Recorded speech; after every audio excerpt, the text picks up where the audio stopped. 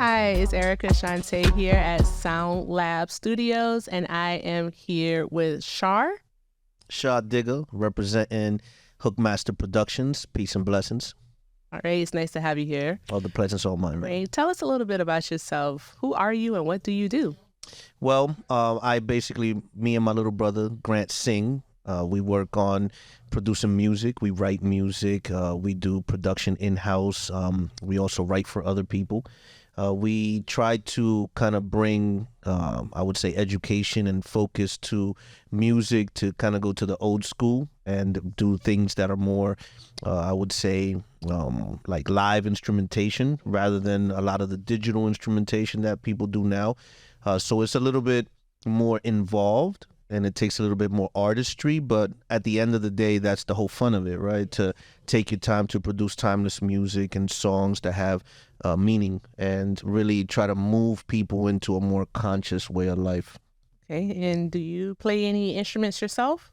All instruments to me start from the voice. So my voice is my instrument and the pen is my instrument.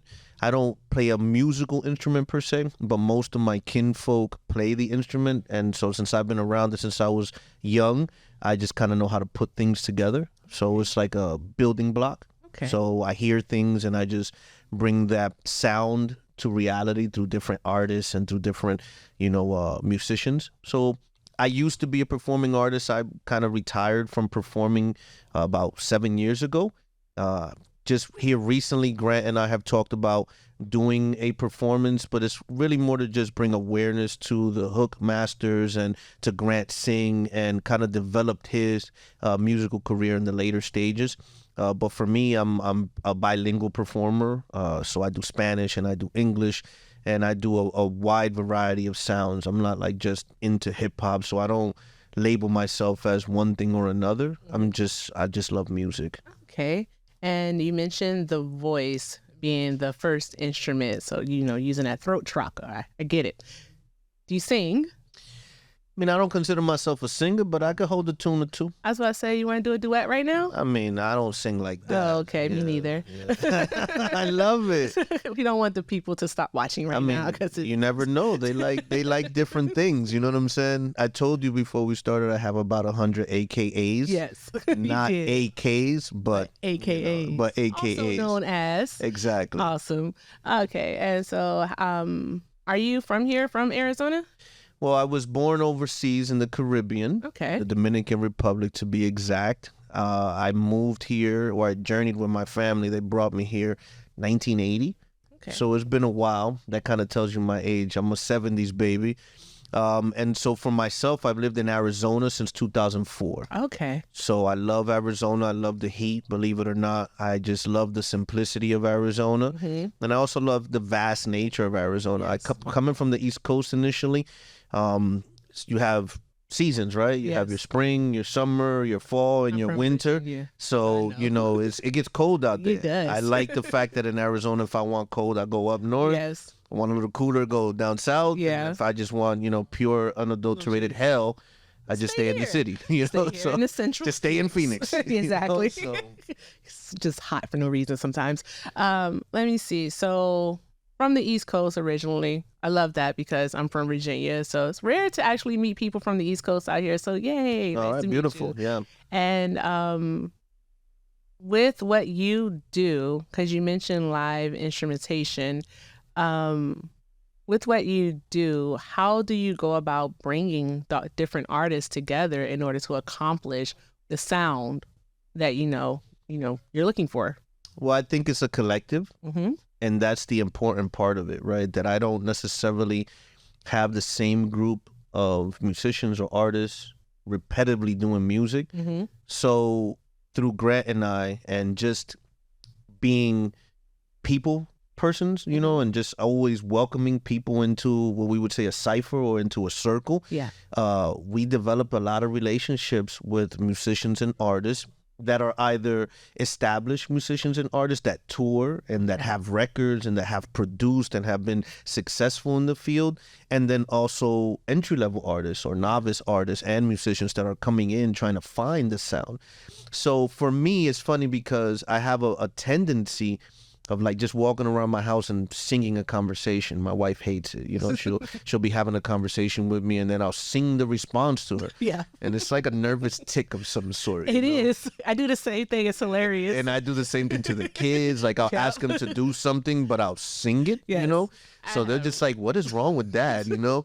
I also am like an old school movie buff. And so because of those impressions that I got as a youth, you know, with my father being a master pianist and also playing guitar, and I have cousins and uncles who like literally have full 14-piece merengue bands. Oh, wow. So they are actual musicians who read and write music.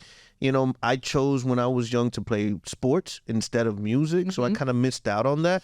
But because it's always around me and it's part of my, I would say, being. It's in your blood. It's in my blood. So to answer your question, I hear things. And then from that sound, it'll probably start, I don't know, it'll start from any sound, right?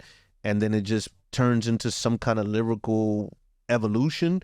And then I just find the people that I think will work best with it. It doesn't always work, but for the most part, you know, I'm almost 50 years old. So I've been at it since I was like 13, 14 years old. So because of that, it makes it a little bit easier for me to find people that fit that sound, that imaginary sound that comes into my head, you know? Right. A bit like magic. I wouldn't call it magic. It's more like crazy. Yeah, you know, it's more like crazy. Like crazy. But crazy's working. So I mean, it's more like crazy. Crazy's working. I'm not gonna lie to you. You know, my wife always says that to me. Sometimes it's like, I don't know how you ended up doing what you do. I was like, neither do I. Yeah, you got to be a creative. You got to be a little bit crazy. Correct. Yeah. I mean, I'll agree to that. Okay. Because I'm crazy. And so, let's see. I was about to start singing because you mentioned you sing song, like, you know, things that you want your kids to do. I do that to my son all the time, like, especially when it's time to go to bed. I don't know how many songs I remix into bedtime songs, especially Come and Go to Sleep. Come and go to sleep. I mean, I don't do Jodeci with the kids, but no, because you can change the words. I have a whole song. It's cool. It's cool. Listen, I do it over everything. Like I said, I'll be cooking, stir frying, and the stir fry becomes a beat. Like, so Biggie, you know, Biggie becomes I remix Biggie. Jay is like it just be remixing. Listen, songs. I'm not gonna lie to you. I have an issue that I love the '70s. Me too. And the '80s. Well, of course, the Bee Gees. The Bee Gees. Oh, like you can tell by the way. Listen, I'll start like that with the kids. I start on a Bee Gees song, or you know, just disco, like just things that I grew up on. Because me personally, I had the privilege of learning about music from its instances. So I was around when hip hop started. You know, luckily I was in the middle of merengue and salsa really becoming an international sound.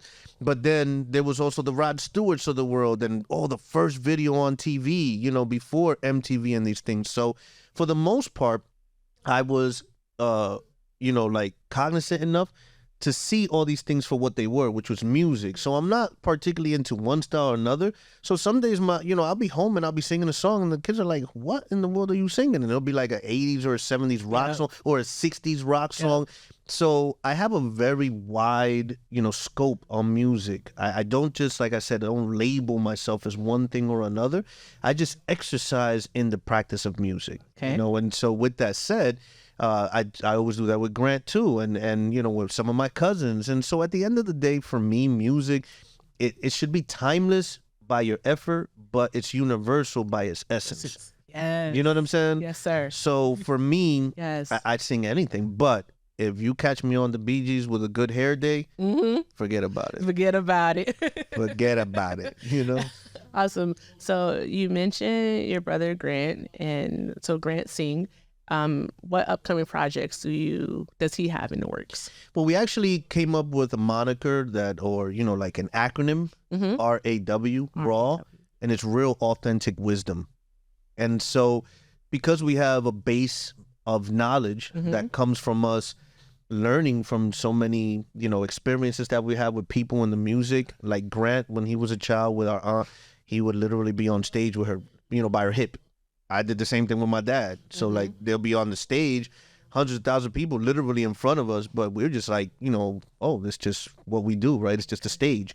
And so I hadn't performed for a while. And big ups to Miss Camille Sledge, a friend of the family. I went to, I think last Sunday, we went to a show of hers at the library. Okay. And it was so amazing. She was just so beautiful up there and strong, and she was singing about love and pain, and it just sparked me up. So I called Grant, and we talk every day, but I'm like, hey Grant, I really want to do a performance where we base it around some kind of order, some story.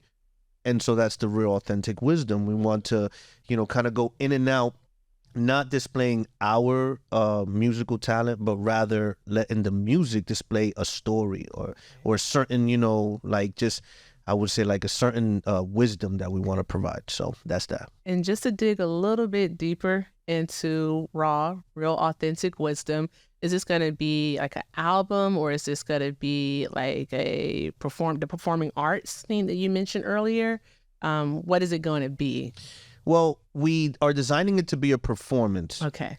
And really, the whole premise of it was to ignite, I would say, the support from our friends and family and maybe some unknowns to support Grant's, I would say his albums and what he wants to produce coming up. Okay. Like I said, I don't perform anymore, but just watching that performance and having Grant near me and being able to just call him and hit the studio as you see now, it just, like, my wife was like, I support you, just go do your thing. Yeah. So with that said, the whole premise of it was not for me to be an artist again, but rather to be part of something that's developing and growing. And so that's kind of what we're trying to do with that. Because it was my idea, so we channeled in, we got together yesterday, heard a couple of songs and a couple of records and just put it in order. Okay. And now we just listen back to it to see that if it works. And then we're going to bring the live band in and do the live band and go back and forth and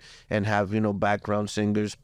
Okay. When I was a performing artist, my big thing was to have dancers. I love having dancers. I think that they make the music live and real when you see someone else moving.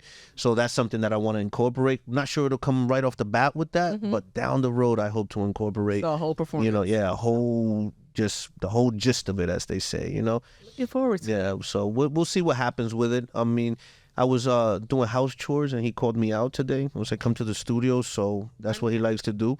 So we just have a vibe. We just, get close to each other and just let our minds connect and our energies flow. Awesome. And we'll see where it goes from there. All right, awesome. You have a very collaborative spirit. So much success. I hate people. You hate people? Most people completely and totally. But most people like that do. Like no, I have a collab. Okay, good. Okay. I don't even like people. It's giving Gemini. Yes, okay. yeah. I'm a Sagittarius. I don't know what that means because I don't do astrology.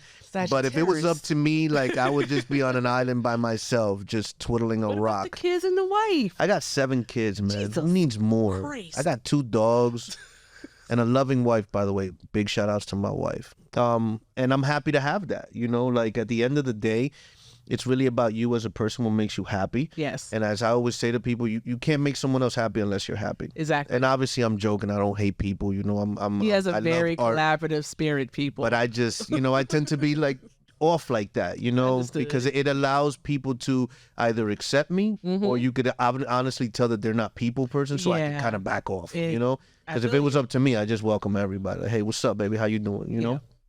I feel that. I feel that a lot. This has been a great pleasure speaking with you. Well, for real. Thank you. Let them know again, name and where they can find you. SHAH D.I.G.A, a.k.a. the King Divine I Got a Lot, a.k.a. GBO, a.k.a. Gucci Bag O, a.k.a. 100-round Kid, a.k.a. AK, a.k.a. Responsible Shooter, a.k.a. Darth Vader, a.k.a. Daddy, a.k.a. Dog Whisperer, a.k.a. Writer, a.k.a. a.k.a. And that's AKA. Peace of SHAH D.I.G.A. blessings. Thank you. Thank you.